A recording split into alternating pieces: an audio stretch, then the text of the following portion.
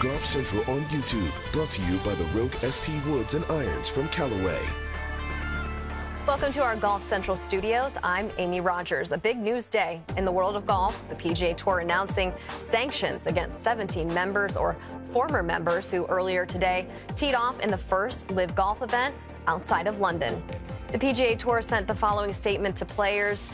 It reads, in part, simultaneously to you receiving this memo, the LIV Golf players in question are being notified that they are suspended or otherwise no longer eligible to participate in PGA Tour tournament play, including the President's Cup.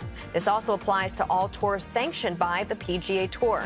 As you know, players listed below did not receive the necessary conflicting event and media rights releases, or did not apply for releases at all, and their participation in the Saudi Golf League LIV Golf event is in violation of our tournament regulations. The same fate holds true for any other players who participate in future Saudi Golf League events in violation of our regulations. Players competing on the PGA Tour and PGA Tour champions reacted to the news today. Yeah, I mean, I'm pleased. I think anybody that's shocked clearly hasn't been listening to the message that Jay and everybody's been putting out. You know, they took that risk going into it, whether they thought it was a risk or not. And, you know, like I've said the whole time, you know, I have great belief and great confidence in the PGA Tour and where we're going and where we're continuing to grow to. And, you know, those guys just aren't going to be a part of it. With the Open next week, there's bound to be some players there that you have to run into. Do you think it will be an uncomfortable atmosphere, or what will that interaction be like, do you think, with Phil? I don't know. I mean, I saw DJ last week at home, and it was fine. I mean, I would say a lot of guys, myself included, aren't necessarily at a U.S. Open to socialize, so it's not like I'm there to, you know, have a conversation and catch up, but I'm sure it'll be awkward. I mean, I know when I saw DJ last week, I had no idea what to say, if it was like a congrats or a bye or what it was, but it is what it is. You know, I think we're all grown-ups and we understand that, you know, there's going to be some guys that you can kind of make some jokes to and some guys you probably need to leave it alone, but at the end of the day, we're all there trying to win a major. Thank you. What's your level of concern that there'll be others to follow to the Saudi League? I mean, you don't know. They're obviously throwing so much money at people that it's very hard to turn down. I mean, I don't care what you say in terms of, you know, that people play for different reasons. It doesn't matter who you are, what it is. Everything has a number. And they're reaching that number for some people, and I hope that they don't get others. But, you know, I think a very strong core group of us is very stable and firm in our position, and I hope that it stays that way. I think at this point, you know, Jay's been pretty transparent in terms of he's just going to act within the tournament regulations and, you know, the rules that are set for a PGA Tour member, and all he's doing is basically going by the book. And I think the majority of the membership that are here this week and that haven't went and played elsewhere really appreciate that.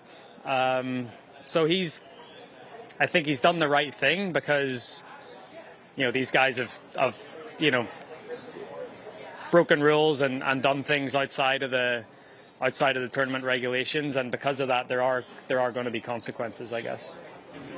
Do you plan to catch up and watch any of it on YouTube when you get in here and see what exactly is going on? Yeah, I mean, I think like everyone else, I'm intrigued and I'm a fan of golf, and you know, I've got, you know, quite a few guys over there that I call friends that are playing. So yeah, of course I'll see it and watch it and see what all the fuss is about. I did it 2 weeks ago, doing the coverage for ESPN, right, for the PGA. I have my thoughts on it. I made it very clear what they were during the coverage. So if I was sitting on a desk or doing some live coverage this week, I wouldn't hesitate to voice what I think. What do you think, and what do you think about the tour's reaction?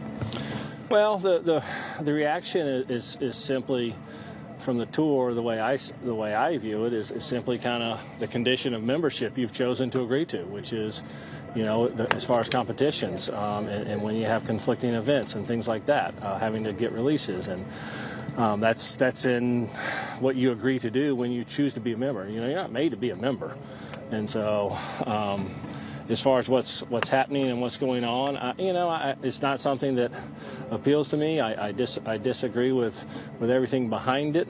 I disagree with the people behind it.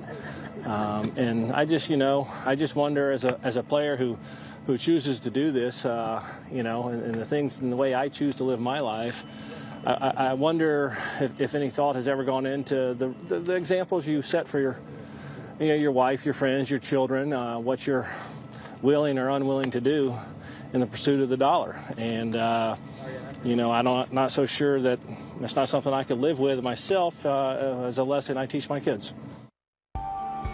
17 players suspended or no longer eligible to play in PGA Tour sanctioned events. Among the players, Phil Mickelson, Dustin Johnson, Sergio Garcia, Lee Westwood, Graham McDowell, and Ian Poulter. Here's a look at the leaderboard from round one of the RBC Canadian Open. Wyndham Clark with a bogey-free 63 on Thursday morning to take the lead on day one. Matt Fitzpatrick with 6 top 10s so far this season and is in the hunt once again with an opening round of 64. Rory Mcilroy, who won this event the last time it was played in 2019, off to a solid start with a 66 on day one. And first-round leader Wyndham Clark spoke with Haley Hunter after his round. Wyndham number 1 right now for the tournament in strokes gained putting. How important was it to have that putter hot out there today? It's nice to finally have a great putting round. It's been kind of a frustrating year with the putter. It's definitely one of my strengths, and this year we've kind of been on and off of making putts and kind of switching back and forth between putters. And kind of these last 5 weeks, I've gained some momentum with the putter and seeing some putts go in. And then today, I really I made a lot of putts, which was nice. Was it more so a mentally confidence, getting that confidence back type thing, or did you do some changes with your stroke, or what kind of did you make changes with? I changed a little bit of my routine and kind of where I'm seeing the putt and where I want to aim, so a little bit of process stuff. And then last week in Columbus, we actually started making putts, and that kind of is all I needed. I just needed a little bit of a boost and some confidence that I can make putts when I do hit a good shot. I was seeing the ball go in. And then, today I did the same thing. I hit good shots, and, it's like, oh, it'd be nice to make this one, and I'd make a 15-footer. And then you'd stuff it in there to 6 feet, and I was making that. And that just builds confidence so that when you do have another 10, 12-footer or 7-footer for par, whatever it is, you're like, hey, I've seen the putts go in, and I know I can make them. I've been here before. Aside from the putting, what else did you find most difficult with this golf course? A lot of players have talked about the slopes on the greens. Yeah, that is very tough. I guess part of why my round was so good is I was below the hole a lot. I was not above it. And when I did get above the hole, I hit good putts to have tap-ins. And so that's definitely a challenge out here is you want to, even though you might have a wedge or a 9-iron in, you can't be too aggressive because you'd almost rather take a 15-footer up the hill than a 10-footer down the hill. That's one of the challenges. And then the rough is really thick. So hitting fairways or at least being close to the green where you have wedges in is pivotal. A busy world in golf coming up this weekend, and here's Friday's schedule. Volvo Car Scandinavian Mixed on the DP World Tour kicks off the golf on Friday morning, followed by Curtis Cup coverage from Marion beginning at 9:30 a.m. And then the LPGA Tour begins a 54-hole event with the ShopRite LPGA Classic, followed by afternoon coverage of the RBC Canadian Open. And we will be back with you again tomorrow night for Golf Central at 6 p.m. Eastern. And speaking of Curtis Cup, here are those much-anticipated matchups for the 42nd Curtis Cup Match 1. GB&I's Hannah Darling and Annabelle Fuller. First Team USA's Rachel Heck and Rachel Keane. And you can take a look at Match 2 and Match 3 that also will begin on Friday morning.